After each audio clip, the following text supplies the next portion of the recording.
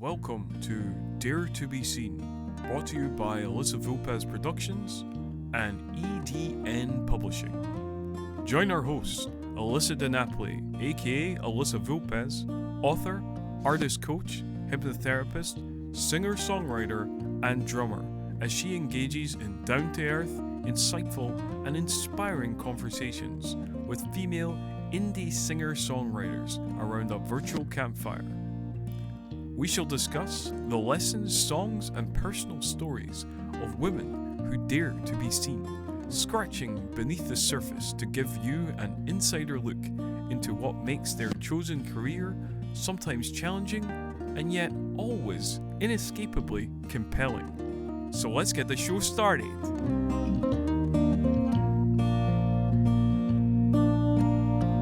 Welcome to another episode of Dare to Be Seen. I'm your host, Elisa DiNapoli, aka Elisa Vulpes. So today in the studio we've got Caro Bridges, and Caro Bridges is a songwriter. She's a musician, an arranger, a composer, and she performs with a band, Caro Bridges and the River. She also performs with the Enharmonic Collective, with handpan virtuoso Millie Hodo, and with violinist Emma Lloyd and touring duo Caro and Emma. She grew up in Norwich, the daughter of two musicians, and has lived and worked in Edinburgh since 2009. Working mainly as a choir leader and a community musician, she really cares about fun and healthy music making for everybody. And she also works in sustainability. Now, before we meet our guest for today, I would like to invite you to go to tinyurl.com/podfreebies, and you will be able to download for free my Limiting Beliefs Buster worksheet, where you will discover how to let go of disempowering beliefs about your abilities as a performer, so you can unleash your inner superstar. And now, here's our guest for today.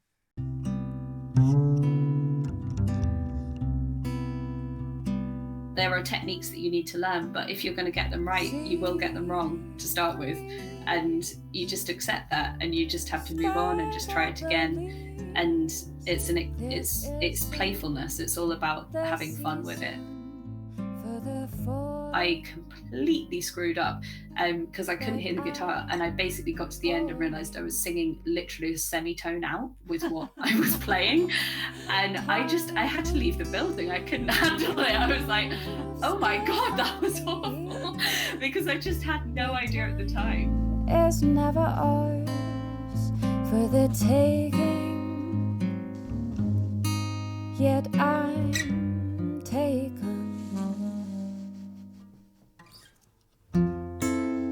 Dice rolled against all the odds, turn the probability into possibility.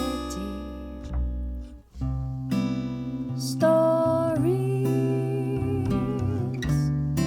under the stars, they're sweeter than the secrets that we're keeping. We're not for keeping.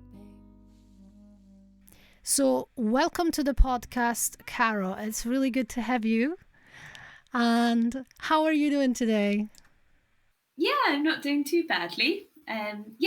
Just kind of, I mean, these are challenging times for everyone, but I do feel like I've been lucky to kind of find my way through and feel part of a number of different communities that feel quite well supported. So Absolutely. I'm doing all right, thank you.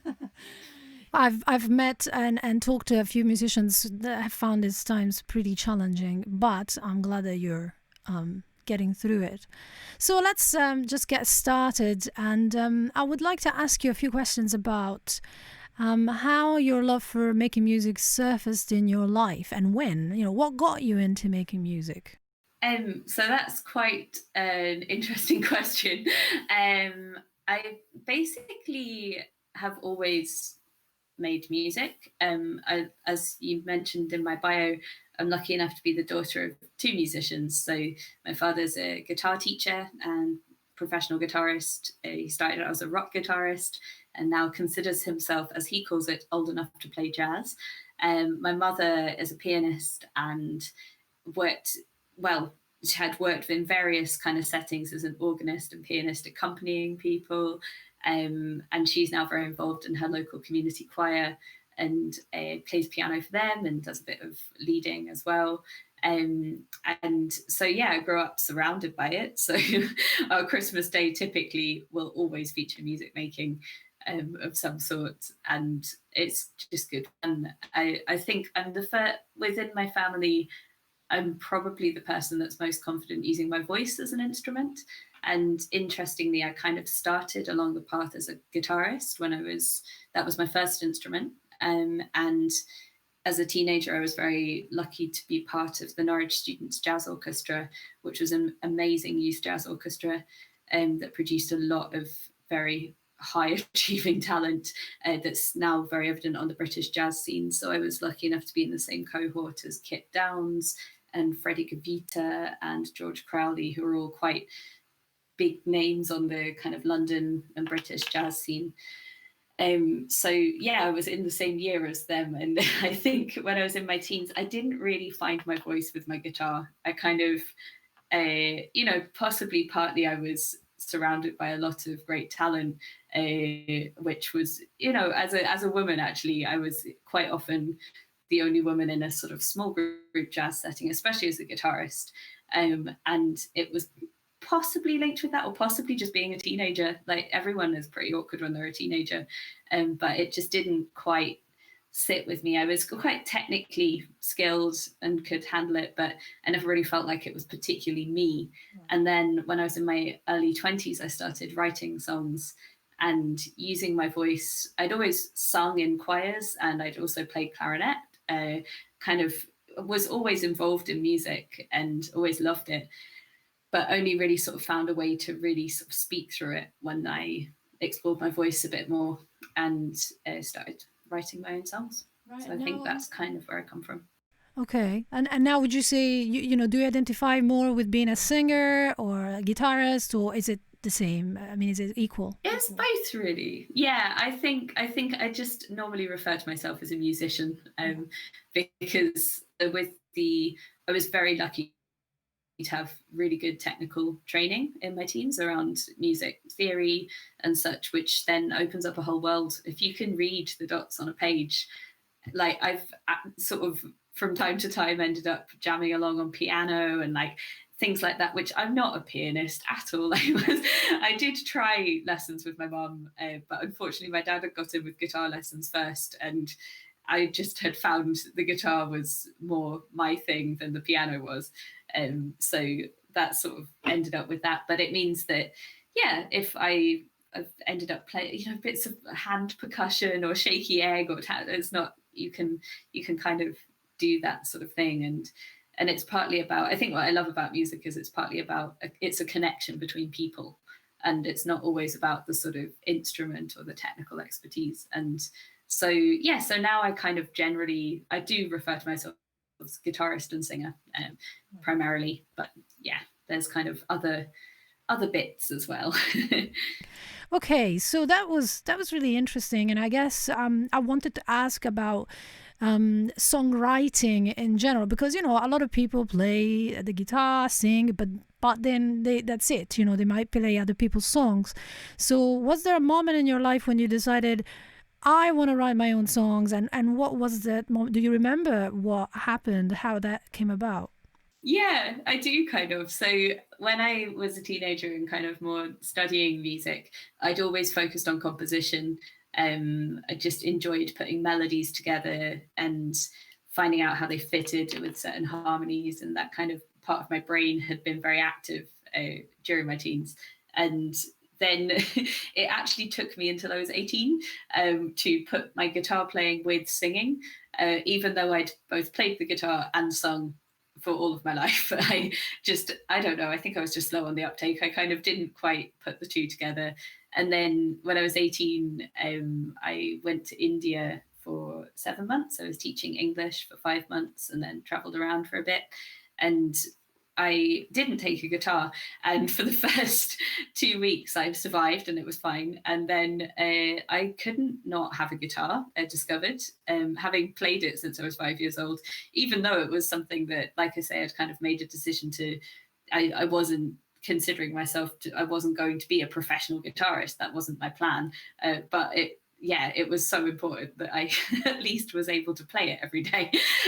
So I bought a guitar and then like learned some covers and kind of got into that during that year. And then when I started at university, and then I went on a year abroad through Erasmus to study in France, and I started writing songs there because it kind of felt like I'd kind of honed the craft to an extent where I could play and sing at the same time.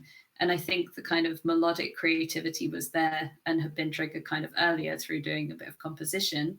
And with familiarity with the guitar had obviously kind of grown up as well. And then and then suddenly I realized I could put all of these other things together and sort of bring words into it as well. And so I kind of wrote songs more just to kind of play like with my friends in at that point in France. And then when I came back to the UK, kind of started, I was at university for my undergraduate in Exeter. So just sort of, I played at an open mic night, and I remember it was terrifying. My friend John came to see me, and it was so nice having someone in the audience who was like actually paying attention, because it was an open mic in a pub, so like no one's really listening, you know. And but he was just so, you know, kind of sat there and was clearly like attentive enough, but not so expectant that it felt like too much pressure. Right. And it was really, it was interesting. I thought that my voice was going to go, because I thought that was the bit that I was scared about. And actually it was my guitar playing. My fingers suddenly my hand was shaking, which had never happened. Yes. Even though I'd performed with this jazz orchestra I was in my teens. I'd performed at the Royal Albert Hall. I performed at the Festival Hall. I was not expecting my hands to go, but they did. And they were like, oh, no. Which was, it was fine. Like I got through it, and it was more of a learning experience, you know. And I think that's something that's very important to be able to do as a songwriter. And as a musician in general, it's just a constant learning process. And I think that's something that was instilled in me from a young age in my musical practice, that it's always about, there are techniques that you need to learn, but if you're going to get them right, you will get them wrong to start with. Right. And you just accept that, and you just have to move on and just try it again. And it's playfulness. It's all about having fun with it. And so I think, songwriting, you can do it, you can say a lot, you know, but it's always about honing that and making it the best it can be for me. So I think, I just sort of try to remain authentic and kind of, doing in the way that I write songs. But I think, when I started writing songs, it was definitely just a little bit of youthful kind of, I wonder how much I can get away with, like kind of seeing like, I'll maybe have this riff. And then, I'll put some words in about like, that guy was kind of mean to me, so I think I'll write about him. Like there was there was definitely a bit of that. So I feel like, my early songwriting was stuff that I needed to get in my head. Now I'm kind of like, well, I clearly needed to get that out of my system. But at the same time, it was kind of catchy, and I learned I could do it, and I could create something that was music and words together.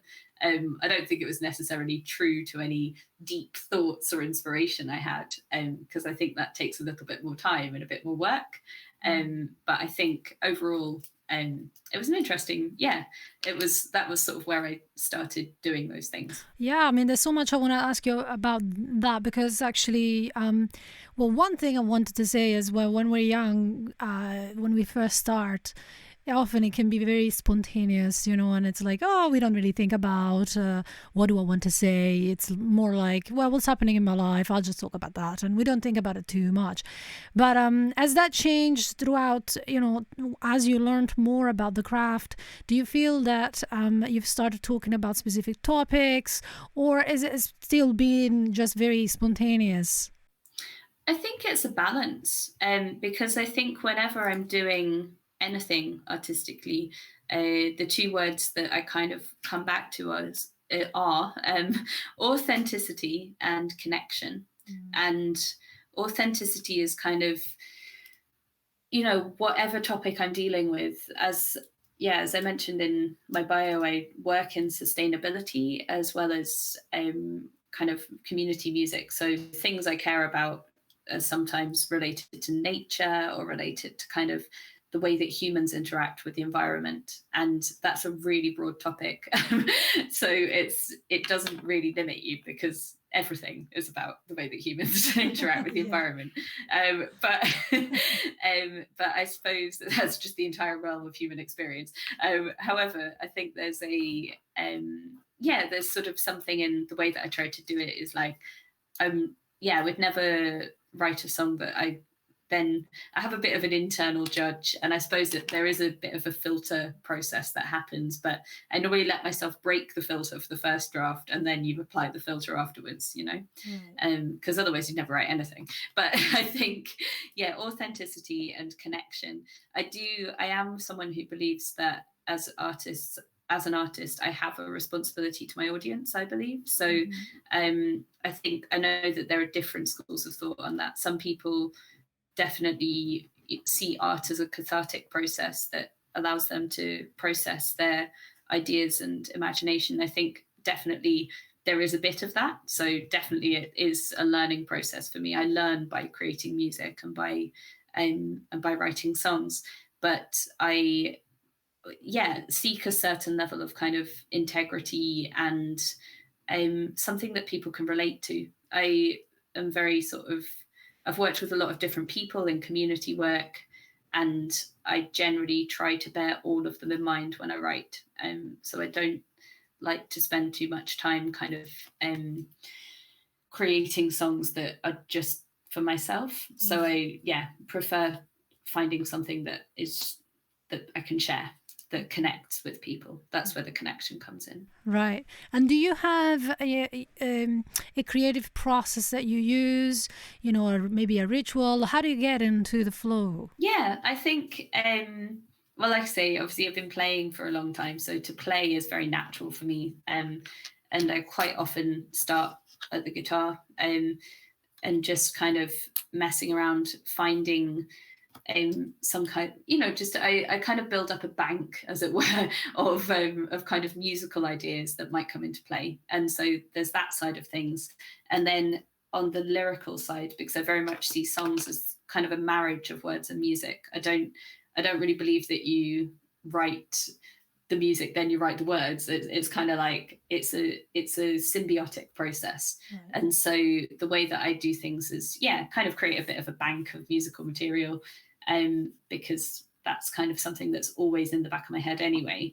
But then when it comes to song, I will often kind of lyrically find a little concept to kind of what I think of as a lyrical anchor for a song. And it could just be a couple of lines. It might not even end up featuring in the song, but it kind of is the idea behind the song. Right. And then unpick that by building up more words that go with that. And maybe sometimes it does vary. So sometimes I'll kind of free write and discover that actually there's a couple of, there's a few couplets within there that somehow speak with each other. And so then I'll kind of go about putting the words and the music together. But they always, I think it's very important that when we write, we seek to find words and music that support each other in conveying the message of the song. So that's kind of what I'm most interested in and what I challenge myself to do. Because I think there's so many different ways you can say the same thing. So I think it's always down a little bit to the individual, but I think it's about that sort of connecting the two. So I would say I normally write words and music at the same time, and I'm now quite disciplined and generally try to only write things that I really mean. Right. Which I think, like you say, kind of earlier on in your career, you're always a little bit like, oh, what can I get away with? And now I'm a bit more like, well, do I need to write this, and sort of examining my voice. And Yeah. And do you have a discipline around music, or is it more spontaneous? Like is it like, oh, today, I just feel like playing, or is it a case of like a writer that writes every day, no matter whether they feel inspired or not? I generally do play every day, but I don't always.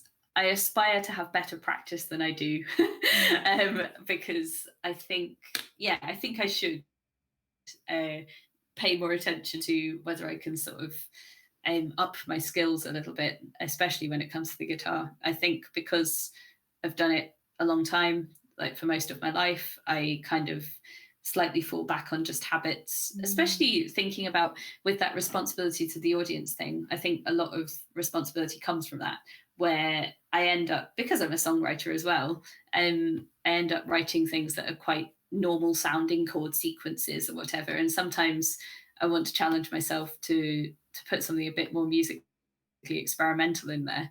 And so, yeah, I think if I did have slightly more ritual to my practice, I would, I'd probably be a bit better at doing that. So watch this space. But I think, it's kind of, it depends as well. Because also obviously working with choirs, sometimes I'm not working with the guitar at all. And so that's more about just keeping my voice healthy and keeping it well used. And I'm definitely one of these people that hums around the house all the time. And I do proper vocal warm-ups and things as well before I sing, because I think, well, it's very important. So it sounds like music is really a central part of your life, because my question was about, what role does music play in shaping who you are? It sounds like it plays a big role in your identity, because I know that some people see music as a hobby. Other people see it as a job. Where are you in there? It's definitely a sort of a combination. So like I said, my teens were quite sort of formative for me musically. And I was very lucky to play in lots of different, like this jazz orchestra was amazing. I've also played in the school orchestra on clarinet. And like, I just did it because the opportunities were there, and I enjoyed it. I still enjoy it. So there was always that element. When it came to sort of deciding what I wanted to do with my life and everything, when I was sort of 16, 17, I considered going to music college. And my parents, neither of my parents went to music college, even though they'd both worked professionally as musicians. And they were both a bit like, well, you know what, actually, you've got a good theory training, and if you really, just don't put that pressure on yourself, go and do something. I was kind of academically smart as well, and so the way they saw it was like, well, you want to keep those options open. You can always go back and do music. You'll always play anyway. And at the time I was a bit like, but what if I don't? What if I accidentally give up? and I think, in my mid-20s, I realized I was never going to accidentally give up. And the kind of way that it had played out, I'd studied philosophy and history with European study for undergrad, and then I did a master's in environment, culture and society, and all the time playing in my spare time, and by that point writing songs. I had a band, and being in a choir as well, and singing was something, was a sort of slightly different thing, where I sort of realized, oh, actually, I have all these skills and I can make this sound, and it sounds fine. And also I've got this kind of technical understanding of what's going on. And I was in a choir, and I was like, maybe this is what I can do. And then had a little go at leading the choir that I was in, the conductor, Tom Payton, it was Summerhall Singers. Let me loose on the choir, because I was kind of interested in like maybe conducting something. And that was a total turning point of, oh, here we go, this is something I can do. And so I started doing some training in that, and at that point music moved more from, I think as a songwriter, I'd kind of struggled with the idea of the music industry, and I still do. But when it came to choirs and community music, I could suddenly see this way that I could contribute. And I was like, oh, this is what I can do. Right. And I went on this course at the Guildhall School of Music and Drama. It was a little summer school. I say little, it was at Guildhall, it wasn't that little, but it was a course that was in creative music training that was like giving you kind of workshop techniques to help people create music. I'd in my career been doing quite a lot of workshop facilitation around climate change and the environment, and suddenly it just brought these two worlds together, where I have these skills in facilitation and connecting with communities and listening, and actually those skills and my skills as a musician can come together.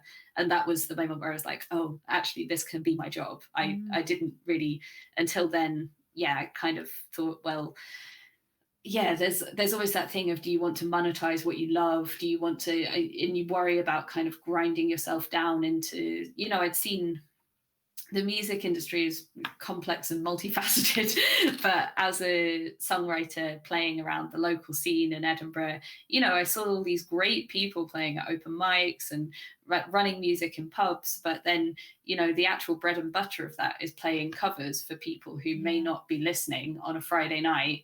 And there's some great musicians out there that are completely doing that kind of thing because they want to support the fact that they're also writing really great songs. And I think I kind of just asked myself, like, well, what do you want to do?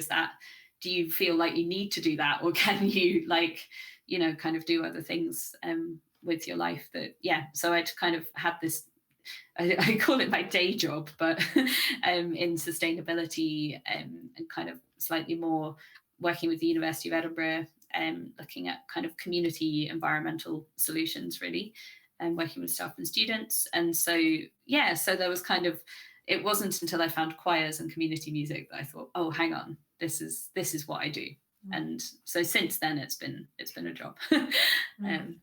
So then with that theme in mind, I guess I wanted to ask you, what does success really mean to you as a musician? Is it about connection with the community, or is it about something else? Yeah, I think it is, for me, connection is completely is kind of the point. I feel like, especially now, like over the past few months as well, we've all had quite a lot of time to interrogate our practice.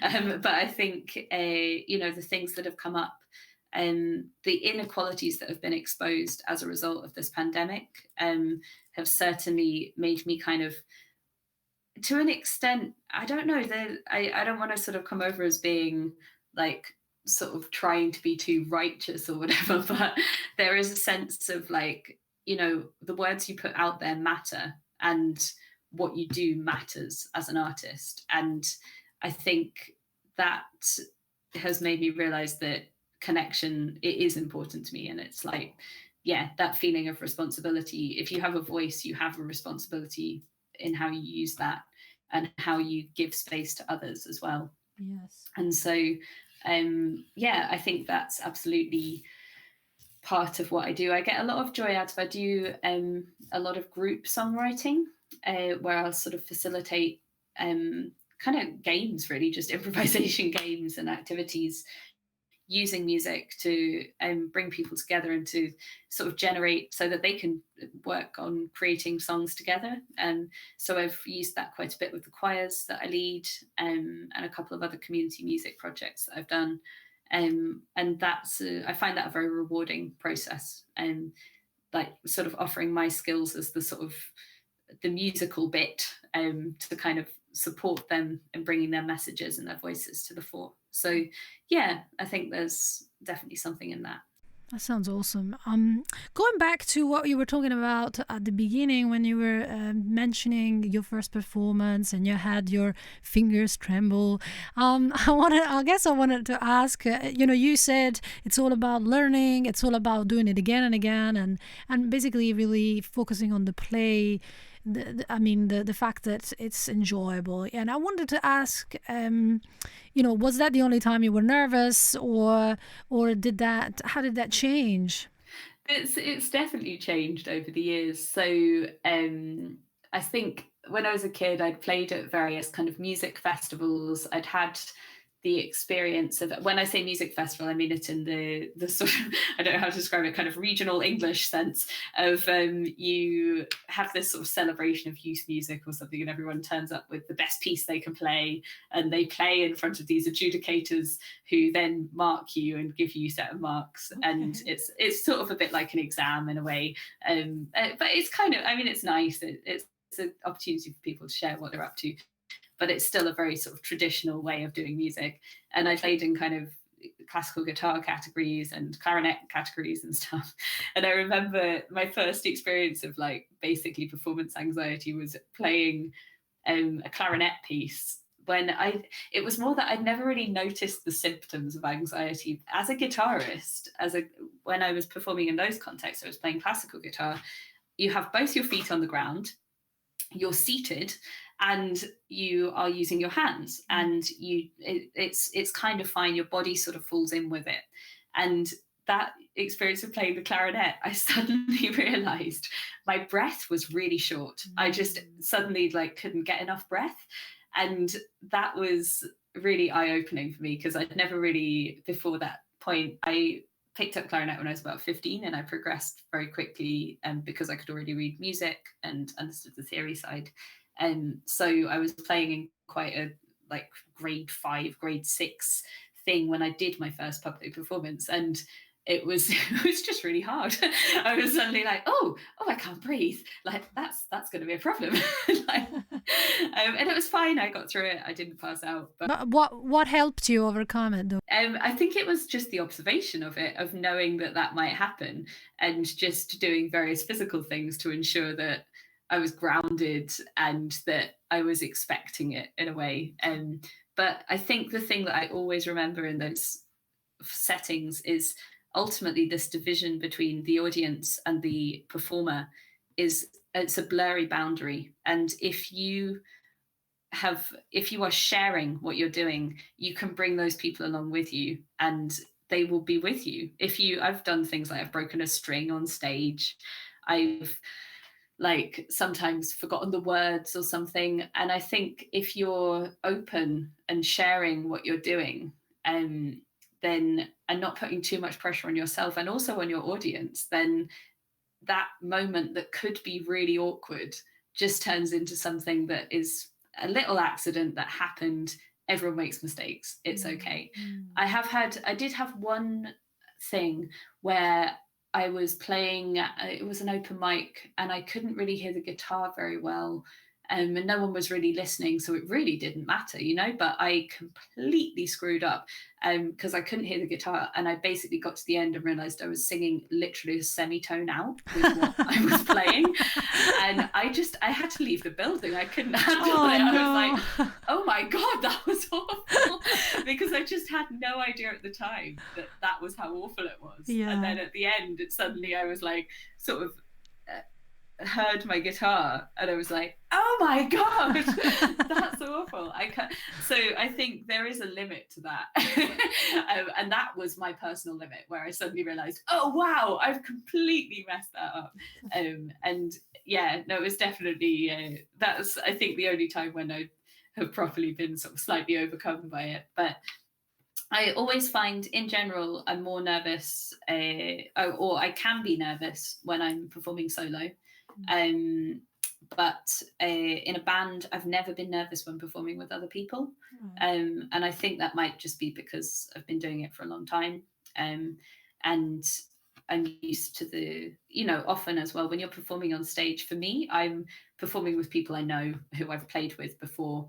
And it's a fun experience. And often, if you're leading the band, as I am with Caro Bridges and the River, you feel that sense of responsibility and of and wanting them to feel supported as well. So you kind of have to slightly just be the leader and not be afraid to do that, but also bringing those people along with you as well. So I think it's something in the sort of aptitude of performance that I think it comes out there. I did last year The Scientist and the Siren, was what I was focusing on, and still kind of an extent. And that involved word and scripted narrative, which was that was a challenge. That was like definitely the biggest challenge I've had in terms of performance and anxiety to an extent. And yeah, because it's just different to play music. But yeah, I think overall there have been. It just sounds like even though that time, for example, on the stage you were singing a semitone higher, sounds like you were able to laugh about it, did not take it too seriously, and that helped you to get over it. Yeah, I mean, in that particular moment, I just had to leave. Like, I was just like, I'm going home. But my friends, there were a few of my friends who were there, including two people that I was in, we were in a band together, so they knew that I didn't normally sing a semitone up when I was playing. And I was like, I'm sorry, I can't stay, I've got to go. And they were a bit like, okay, whatever you want to do. But of course, the next day we have band practice. Everyone's like, oh yeah, you did that thing, that was kind of silly, never mind, move on. It's not, they weren't kind of like, oh well, you're such an awful musician, we're never going to play with you again. It was like, that was clearly an exception. And most of the time, the process has to be fun, I feel, with the way that, especially the way that independent songwriters make music. You have to have fun, because ultimately, the industry is such that the idea of making lots of money out of it just isn't really a factor. So you might as well have fun. What would be, your advice for someone just starting on this journey? I think, being open and sharing is like very much core to, I think, a healthy and fruitful practice. So it's okay to be nervous, and to recognize that is important as well. But also, ultimately, you're standing in a room with a bunch of other people and you're sharing something that you want to say. And I think if you remember that, it becomes a bit easier. It's it doesn't I think possibly people get a bit scared of being judged. Like definitely in that moment there that I'm talking about, that was my own judgment. It was my musical brain going, oh God, that was absolutely excruciating. And the reality is that no one else really in the room was particularly listening. My bandmates were listening. They knew that I'd got it wrong, but they weren't. That's okay, like people do make mistakes, and it doesn't mean that that's who you are. You are not your mistakes. You are the message you seek to share. And it's just about finding a way that, and people perform in different ways as well. So some people do prefer to keep quite a strong wall between them and the audience, whereas others prefer a slightly fuzzier boundary. It's all part of finding out who you are as a performer. And you just have to try those things out. You're never going to know if you don't try. So I think my advice would be that. And I think a lot of people just focus too much on themselves rather than the message, like you say, the song, what are you trying to say? Because once you do that, you're no longer self-conscious. It's not about you, really. Exactly that, actually. It sounds a little bit it's a little bit mean, but there is part of me that's like, sometimes you just have to get over yourself and just be like, this is not about me, this is about the thing I've made, and it's about giving that a fair hearing. And so just changing slightly subject, you were talking about the music industry, and I think there's quite a lot to talk about there. I guess one of the things I'm most interested in is talking about women, and within the industry, do you think women are underrepresented? It depends where you look. So I think I don't know. So just to get slightly radical here, I'm not a big fan of capitalism. So just on a basic level, I sort of struggle a bit with this sort of idea of kind of the consumerization of music. It's a really tough one, because obviously as an artist you create, and people do want to buy things. They want to support you, but I think hopefully we're moving more towards sort of questioning that rather linear model of consumerism that kind of follows this capitalist ideal of like you somehow generate a thing that is unique and then somebody else buys the thing. Like that's not realistically, music is, it shouldn't be a linear industry. It doesn't make any sense that we do that, really, that people just kind of feel they have to churn out record after record. Like I don't know what the answer is economically, but it doesn't feel sustainable in terms of people's like emotional well-being and their capacity to create as well. I think that's part of why I have gone more in the direction of community music, is like partly the industry side just didn't call me at all. Like I came to it classically for music industry terms definitely when I started writing songs. I was like 21, 22. I didn't really get into performing them till I was about 24, 25, by which point in classic music industry terms, women over the age of 25 just were not the thing at that time.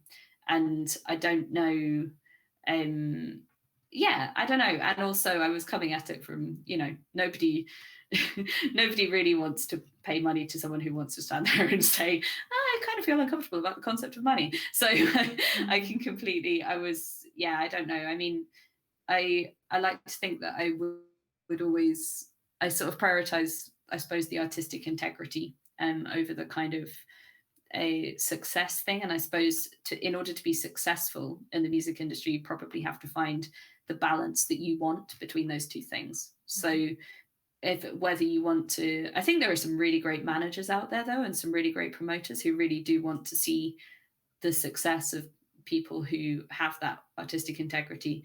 But there's also a lot of the industry that's geared towards finding things that people will buy in the moment, and it doesn't really think all that hard about the artists and creators involved. So I suppose that's my slight, something that I think about a lot.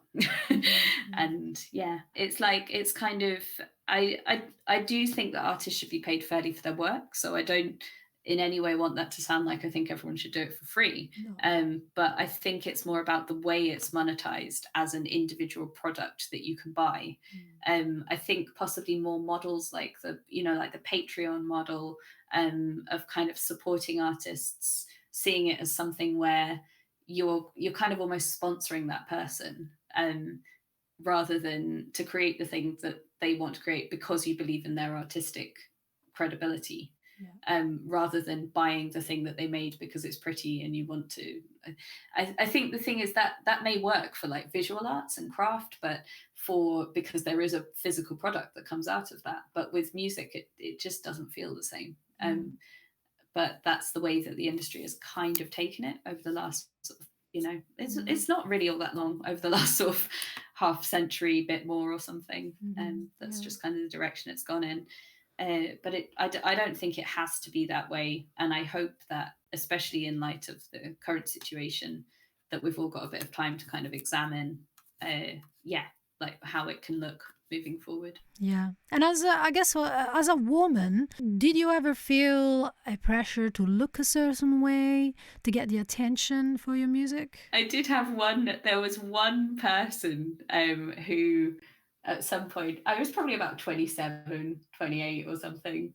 And this person, who shall remain nameless, but it was a man, said, I kind of said, basically he was like, oh, you've got really great songs and like, you should, because the problem with being an independent artist, which it happens to everyone, even people who really are quite successful, but people at gigs don't necessarily know that they're sort of successful industry terms or whatever.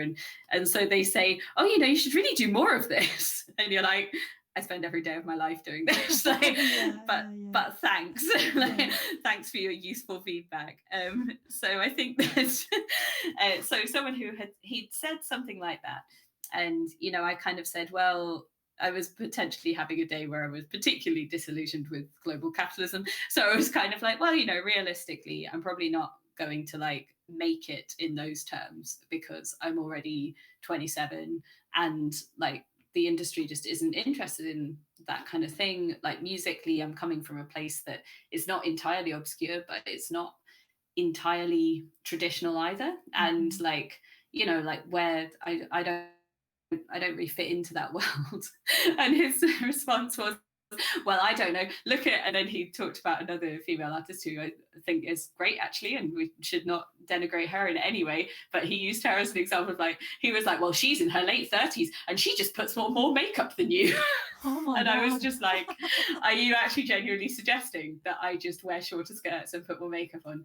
Thank you. Like, Wow. And that was kind of, I was like, yeah, interesting. Yeah, no, I'm not going to do that. Like, so I think that's kind of, I don't know, actually, I used to sing for a band and play guitar for a band called The Last Battle, who are a Scottish indie band. And I really enjoyed my time with them. I think I was 26 or so when I was like 26, 27, 28, something like that. Played with them for a couple of years, replacing a previous female singer who had been more of a backing vocalist and then moved more towards a sort of dual-led kind of band with the main songwriter, Scott Longyear, who was great to work with. And they were like, so yeah, I was the youngest in the band. I was the only woman. It was an interesting mix. Like the eldest member of the band he was sort of early 40s. He was a fiddle player, absolute genius, like just incredible. And the drummer played in a soul band as well. But they were all like, three of them were like lads from Pennycook, which are not, you know, like traditionally you might not think of as being the most enlightened of people, but they were completely, they didn't, I never felt that they required me to be anything other than myself, which I found really, just really quite empowering and like good fun. They were really good. They really respected me as a musician and all that kind of thing. So I suppose I've had some positive experiences that have definitely outweighed the negatives. So apart from that experience, do you think, have you ever faced discrimination from being a woman within the context of being a singer-songwriter? Only from non-musicians. I don't think I've never come across another musician who discriminated against me. I think there have definitely been situations with like, I don't know, I mean, but I think it's just possibly part of this wider issue of kind of commodification of music where, you know, they'll kind of say, oh, well, we're not really looking for that kind of thing. Right. And sometimes that kind of thing means the fact that you're a woman. Right. So that has probably happened a few times, but never in a way that I think, because I focus so heavily on the sort of how I create what I create and who I create it with, that I've just been lucky to, well, partly been lucky, but partly chosen the people I work with. That I feel like I try to, I think there is a different way to do things. And I think that, we just need to make the connections that can create that. Because I think the discrimination does exist, and I've been, possibly partly just lucky, but also it's the circles I move in. It's like, And just on a related tone, have you ever gone out with someone that was in your band, and if so, how did that go? I did. I went out with my bass player for a bit. It was a weird time for everyone involved. Okay. No, it was actually fine retrospectively, and actually musically totally fine. Like the relationship was not destined to last, so but the playing relationship did last, and and ultimately the friendship side did win out, so it was okay. But I think it was never that awkward, because I suppose we were also just both at the stage in our lives where it wasn't a kind of forever relationship. Right, really. Right. I have, like, my partner is who I'm with, and like I suspect I will be with for a significant amount of time, is also a musician. He's a rapper and beatboxer, and we do sometimes create music together, but we do it for fun, and we do it like in an informal kind of way. So I wouldn't consider him a colleague in the same way that I would consider most bandmates. Right.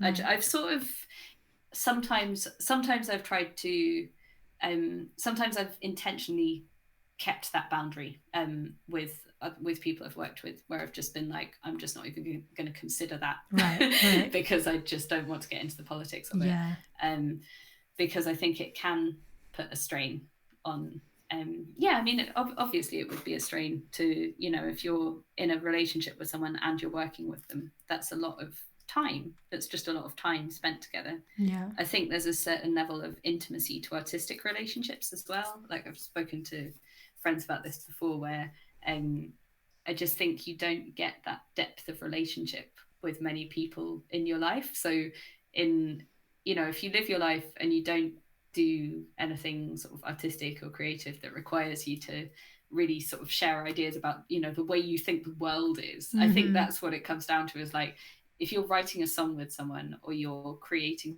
something together, it's a really intimate process. And I think, like, when you've worked in the same band as someone for like 8-9 years, it can lead to, you've been through stuff, like you've been through sharing deep ideas, you've been through conflict, and you're still together. And there's something very intimate about that quite a lot of, if you don't create music or you don't create those kind of things that require that collaboration, then the only experience you have of that type of relationship is the romantic one, which is quite interesting. So I don't know, I think there's an intimacy in relationships of creation. Absolutely. I'm impressed that you were in a band for 9 years. I've had many bands, and none of them has lasted 9 years. That's a skill. Yeah, I mean, it's nice. It's also the result of, like, I'm a professional musician, but the rest of the band are not professional musicians. And I think there's a nice, which actually for me is fun, because it sort of keeps it quite playful. But it does mean there are challenges around what you can and can't do then, but there always are challenges. So yeah. So before we play some of your music, and we'll also have Caro do some live music for us, which is a wonderful gift today. But before that, I just the last question I wanted to ask you was, what's the next level for you now? Yeah, I think so I briefly mentioned earlier that I last year worked on a show. I created a show that was a storytelling and music show called The Scientist and the Siren. And I suppose my next step really is to bring that to slightly more fruition, because it was a work in progress. I was lucky to do a short residency at the Piano Drome during its installation at Leith Theatre, where I performed it for the first time. And then I shared it in another sharing in December, and got some really good feedback and useful feedback around how to take it a bit further. So my next step for that is to work with, is to get a director on board who I've identified someone I want to work with. And I was lucky to work in collaboration with Deb Shaw, who plays as Aurora Engine. She's also a songwriter and brilliant musician. And she played the harp for me, was very great, and did some singing and a bit of talking as well. But yeah, so I think that's my next step, really, is like, I think I'm kind of expanding slightly in terms of what I do practically. So kind of pushing that to include spoken narrative, and always thinking about that idea of songs as being stories. You were telling me you've got a new song, and you were going to play it for us, and this song is called The Night. Yeah, so recently I've been, during lockdown, I did some Instagram live sessions. I was really sort of struggling, as always, with this idea of what I could contribute to anything. Like, what's the most useful thing I can do is like constantly the question I'm asking myself.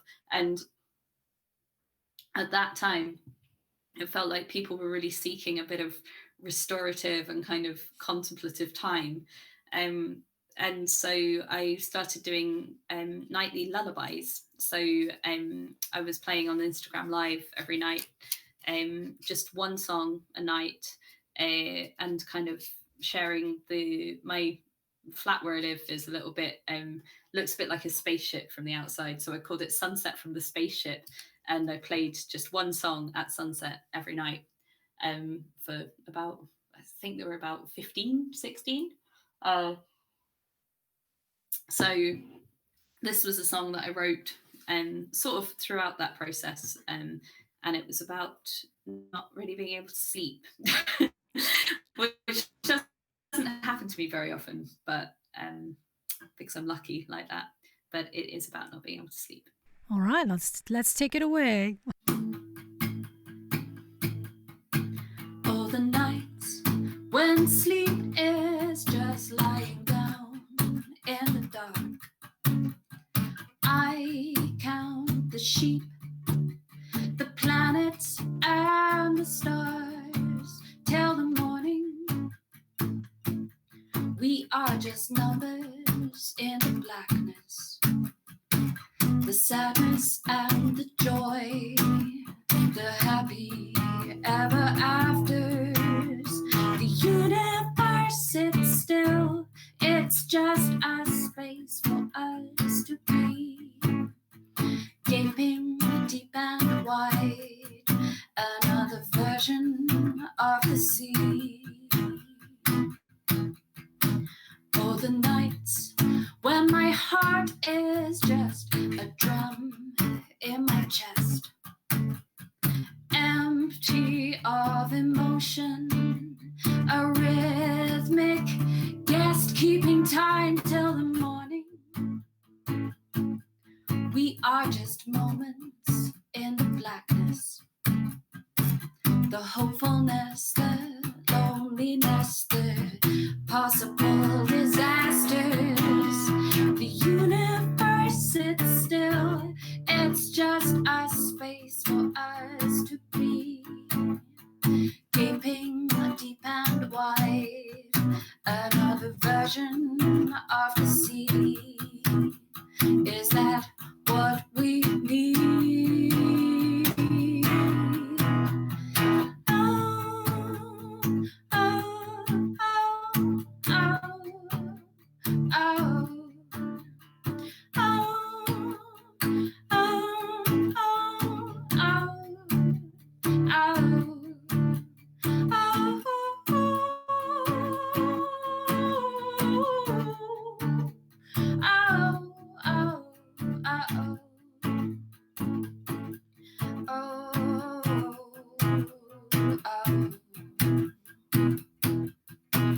All the nights when the moon is just a circle in the sky, a bright white paper cutout with no reason why.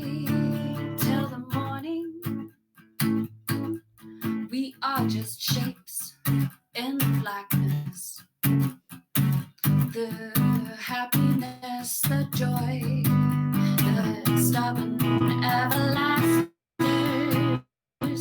The universe sits still, it's just a space for us to be, gaping deep and wide, another version of the sea.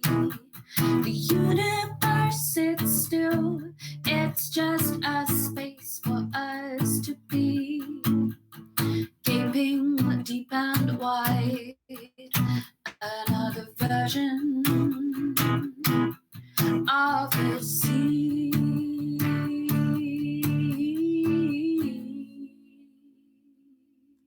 Ah, that was so lovely. I love that song. I hope you get to record it soon. So for anybody that wants to hear your music a little bit more, they would go to overtherivermusic.wordpress.com. Is that correct?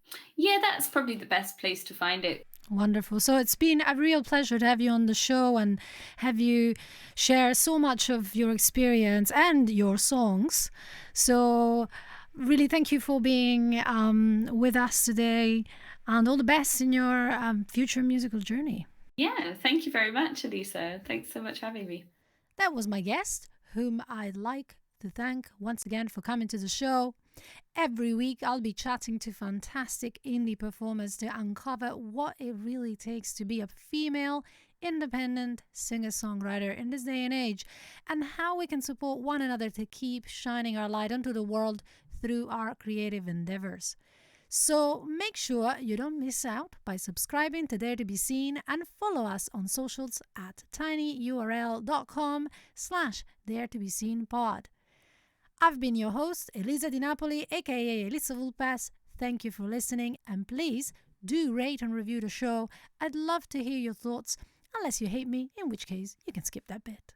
That's all for this episode of Dare to Be Seen.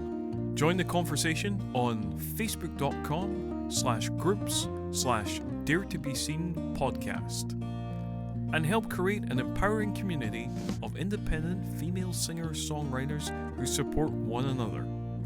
For show notes, resources, and information on today's episode, visit tinyurl.com/daretobeseenpod. And remember to shine your own unique light onto the world. It needs it.